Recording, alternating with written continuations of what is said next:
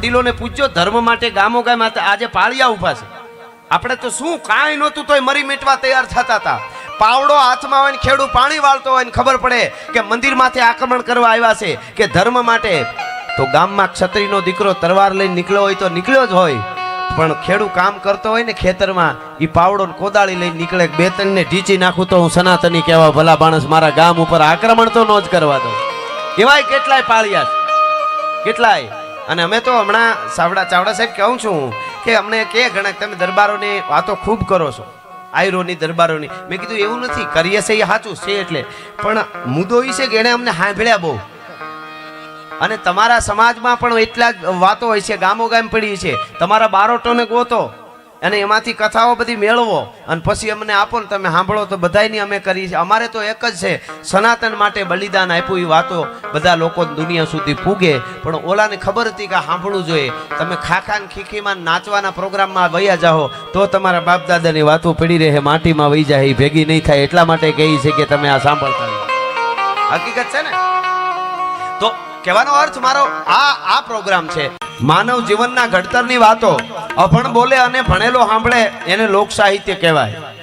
ગામડું બોલે અને નગર સાંભળે એને લોક સાહિત્ય કહેવાય. એ લોક સાહિત્યની વાતો આપણા બાપ દાદાઓ જે જીવી ગયા છે, કેમ રેવાય, કેમ આવાય, કેમ જાવાય, કેમ બેહાય, કેમ ઊભું થવાય, કેમ ખાવાય, કેમ ખવરાવાય, કેમ હુવાય, કેમ જાગાય, કેમ જીવાય, કેમ મરાય, એ વાતો લોક સાહિત્ય શીખવાડે છે અને લોક સંસ્કૃતિની વાતો શીખવાડે છે. માનવ જીવનનું ઘડતર પરિવાર. ઓલી બહુ સરસ એક વાત છે, એક માણસ મુંબઈ જતો હતો એટલે એના ભાઈબંધે કીધું કે મારા હાટુ એક અરીસો લેતો આવજે, મને અરીસાનો બહુ શોખ છે, આપનું સારો અરીસો લેતો આવજે. એના ભાઈબંધે કીધું કે કંઈ વાંધો નહીં, લઈ આવીશ. ગયો, લઈને આવ્યો, પેકિંગ કરીને આપ્યું. ઓલા માણસે ન્યા પેકિંગ ખોલ્યું એટલે એને ખબર પડી કે એમાં અરીસો નતો, રામાયણ હતું. માનસ રામાયણ. એટલે ઓલા માણસે કીધું બહુ સરસ, રામાયણ લઈ આવો, એ તો સારી વાત કહેવાય, વંદનીય છે, પણ મારે અરીસો મને બહુ ગમે, મેં મુંબઈથી અરીસો માંગ્યો હતો અને તું રામાયણ લઈ આવો મારા માટે. એટલે ઓલા માણસે કીધું અરીસાને શું કરવો હતો તારે? કે મારે મોઢું જોવા. કે અરીસામાં ખાલી તારું મોઢું દેખાય, આ વાંચજે તારું આખું જીવન દેખાય, જીવન કેમ જીવાય ભલા માણસ, એટલા માટે અરીસો લઈ આવ્યો છે. જીવન દેખાય આપણને એમ થાય કે મારી પાસે બહુ પૈસા છે, સત્તા છે, હું ધારું કરી શકું, મારાથી બધુંય થાય, મારે કોઈનો ડર નહીં, એમ થાય ને તે રામાયણમાં રાવણને વાંચી લેવો. ધ્રુજતું તું 3 લોક ધ્રુજતા હોય ને, એક દી મોઢા ભરો ઊંધો પીડ્યો તો લંકાના મેદાનમાં મોઢામાં ધૂળ ખરી ગઈ હતી. રાવણને વાંચી લેવો. બેનો દીકરીઓને દુઃખ પડતું એવું લાગે તો સીતાજીને વાંચી લેવી. બરોબર. અને બહુ કોક આજુબાજુ આવીને સડાવતું હોય ને, એમ લાગે કે આ સડાવે ઘરનું આગ લગાડવાનું કરે છે ને એની વાત માની લઉં એવું લાગે ને તો મંત્રને કઈ કઈને વાંચી લેવા, ખબર પડે. બરોબર.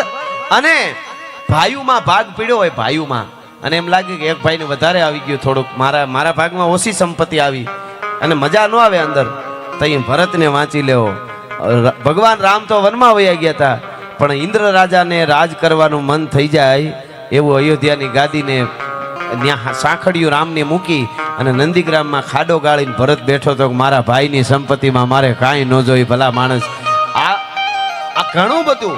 આપણો ભાઈ ખરાબ હોય, હગો ભાઈ ખરાબ હોય, ન કરવાના કરે, બેનો દીકરી ઉપર બળાત્કાર કરે એવો ભાઈ હોય, કોકની બાયુને ઉપાડી આવે એવો ભાઈ હોય, અને નખોદ કાઢી નાખે કુળ અને પરિવારનો એવો ભાઈ હોય ને, તો વિભીષણને વાંચી લેવો કે વિભીષણે રાવણને છોડી દીધો હતો. આ આખો અરીસો રામાયણમાં દેખાય. હજી તો ખાલી આટલું જ.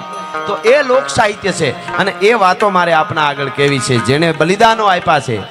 નાની નાની ઝવેરચંદ મેઘાણી એમ કહે છે કે જનેતાનું ધાવણ જેટલું 6 મહિના સુધી ગણ કરે છે એટલું જીવનમાં લોક સાહિત્ય ગણ કરે છે. જેને જીવતર જીવવું હોય એના માટેની આ બધી વાતો છે. એટલા માટે બાઈ આવીએ સંકટા પડે તારવા ચારણા બેડો ના મારા ભામણા લીયા વધારણી નૂર તાંત ચારણી પગારે મૈયા સુધારણી કવડે સારા હિંગળ આજ હાથ માતા હાજરા હાજરા માતા હાજરા હાજરા. બાઈ આવીએ સંકટા પડે તારવા ચારણા બેડો ના મારા ભામણા લીયા વધારણી નૂર તાંત ચારણી પગારે મૈયા સુધારણી કવડે સારા હિંગળ આજ હાથ માતા હાજરા હાજરા. આ ધનપુરાના આંગણે માના સપાખરું ગીત છે આપણું, માતાજીની સ્તુતિનું છે.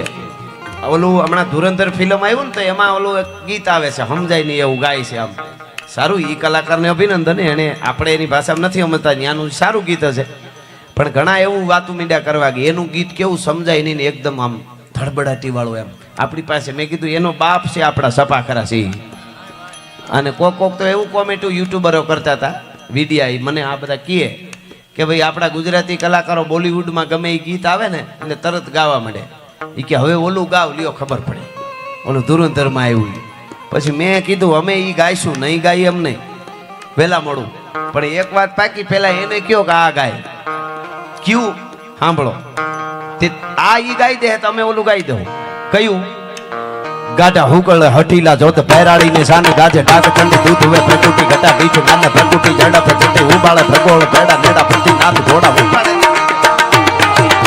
આહા આપણા ગીત રાંકા હોય જ નહીં કોઈ દી યુવા ધનને કહું રાંકા પાસે બેહતાય નહીં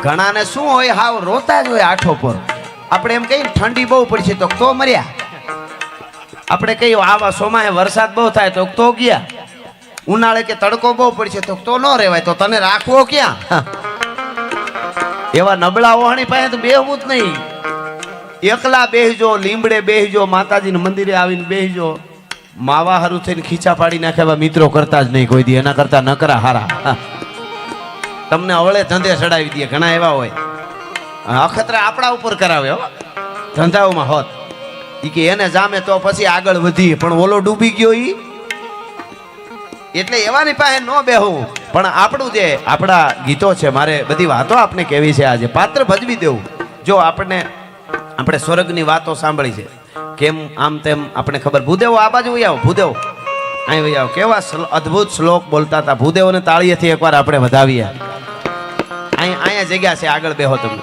અહીંયા છે ને આ માનો ખોળો છે અહીંયા દીકરી હોય દીકરો હોય જુવાન બેન દીકરી જુવાન દીકરો બાપો હોય બાપા હોય ડોશી હોય બધા એક જગ્યાએ હરખા બેઠા ને બધાને એમ લાગવું જોઈએ કે હું મારા માના ખોળામાં છું આમાં આને આપણો સનાતનનો કાર્યક્રમ કહેવાય પધારો ભૂદેવો પધારો ભૂદેવો એમને મજબૂત છે એકદમ હા હા હા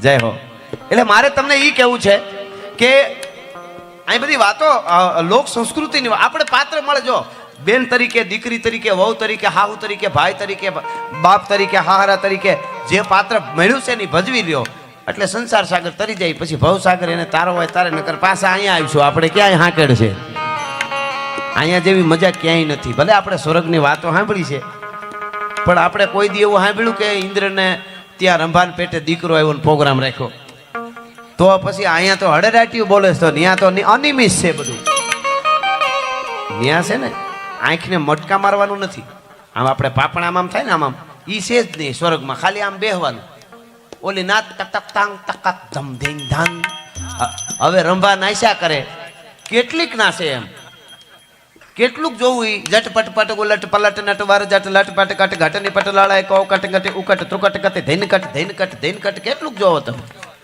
કભી ઈત ફૂલતે કભી ઉત ફૂલતે અહીંયા તો આવા માતાજીના ઉત્સવ હવે જીવતા આવડે તો અહીંયા બધું સારું છે પણ ઘણાને તો પોતાને જ પોતે જ પનોતી હોય એમાં શું કરે ઘણા માણસ છે ને સાહેબ બાથરૂમના ચંપલ જેવો હોય કોઈ દી ગહાય જ નહીં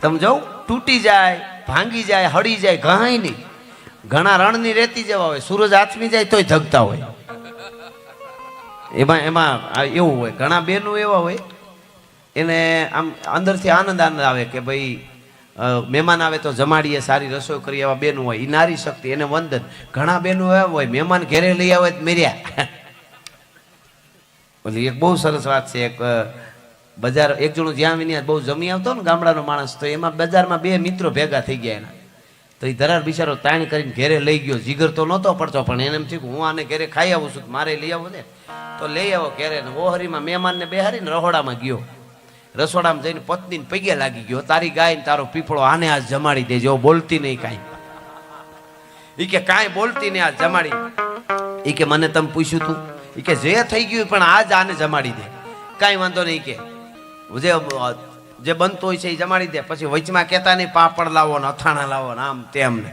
અરે કાંઈ કહેતો હોઈશ કોઈ દી કે તું કે એમ હું બોલતો હોઈશ હોય છે આ હસ્તમેળાપ થયો તેથી જ મને હબાકો આવી ગયો તો ખંભામાં. હવે ક્યાં એટલે કે કાંઈ ન બોલું. પછી કે હીરો બનાવીને મારા ભાઈ બધું છે ખાસ ઘી કે ઘી જ નથી તો હું લઈ આવું.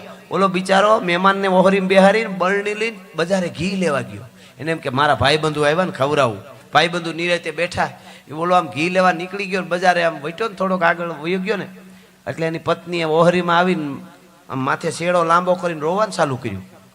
તો મહેમાનો ગભરાઈ ગયા કોઈ ગુજરી ગયું કે આ સીવું શું બેનને આ કાં રોવા માંડ્યા. એટલે કે બેન કેમ કાંઈ અજુગતું બની ગયું કાંઈ ગુજરી ગયું તો કે ના રે બાપા કોઈ ગુજર્યું નથી. તો તમે રોવો કાંઈ કે મને તમારી ચિંતા થાય. તો મહેમાન કે અમારી શું ચિંતા અમને તો અમારા ભાઈ લઈ આવ્યા છે જમાડવા માટે હમણાં જમીન વહી જાઓ અમે તો સુખી છીએ. સુખી છો ભાઈ તમને ખબર નથી હવે થવાનું છે જે કાંઈ છે એ કે. તો મહેમાન મૂંઝાણા કા થવાનું શું છે એ કે તમારા ભાઈ તમને જમાડશે ખવડાવશે ઘી ખવડાવશે તાણ કરશે ખૂબ જમાડશે પણ પછી પણ કરીને અટકી જાય.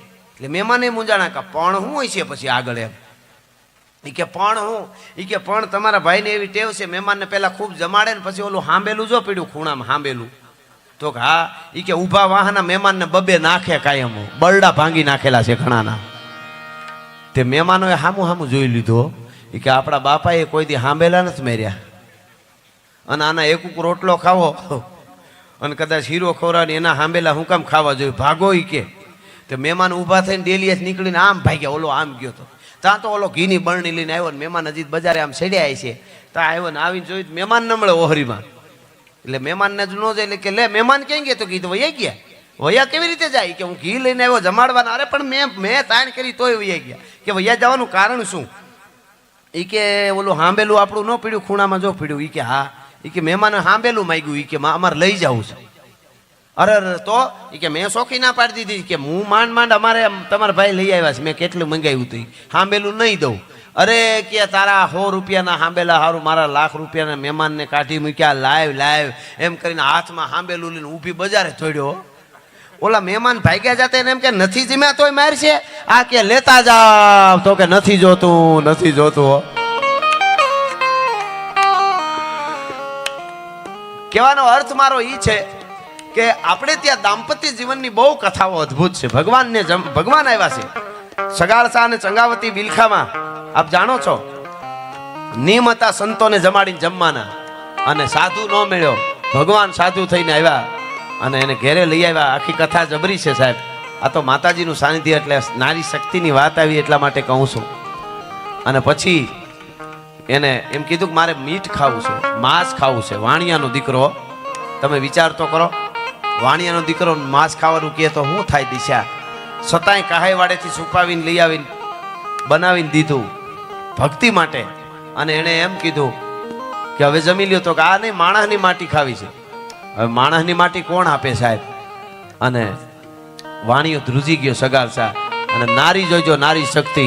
ચંગાવતીએ કીધું કે આ બાવાને જવા નથી દેવો હવે આપણા ગામડાની મહેમાન ગતિની ખાનદાની લાજે હવે જમ્યા વગર જાય તો કે માણસની માટી ક્યાં તો કે આપણો ચેલૈયો ભણવા ગયો ને 7 વર્ષનો સ્કૂલેથી આવે ને એને ખાંડીને ખવડાવી દઈ રાંધીને. હા અને સાહેબ ચેલૈયો સ્કૂલેથી આવતો હતો અને માસ્તર સાહેબનું રૂપ લઈને ભગવાન એને હામાં મળ્યા પાછા કે તારા મા બાપની બુદ્ધિ બગડી ગઈ છે ચેલૈયા અને તને ખાંડીને ખવડાવી દે. કોને તો કે એક સાધુ આવ્યો છે બાવો એને એમ છે કે હા કે તો શું કરું કે ભાગી જા.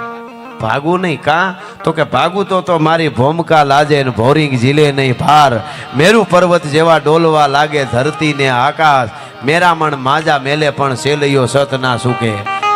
મારાથી ભગાય નહીં. ટૂંકમાં વાત કરું એકના એક દીકરાને કેસે ખાંડીને ખવડાવી દીધો ખાણિયામાં શાક એટલે પીરહી દીધો. કીધું કે હવે જમી લ્યો આ મારો દીકરો પીરહી દીધો. તો કે હવે તમારા બાળકને મારી યારે જમાડો ભેગો એક. તો કે હવે બાળક નથી.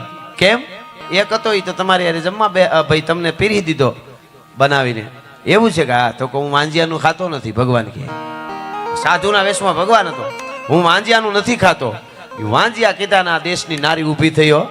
વાંજિયા કહેશો બાવા સાંભળી લે અને કડી સાંભળજો શું કે છે. કઈ બાપ જાણી તને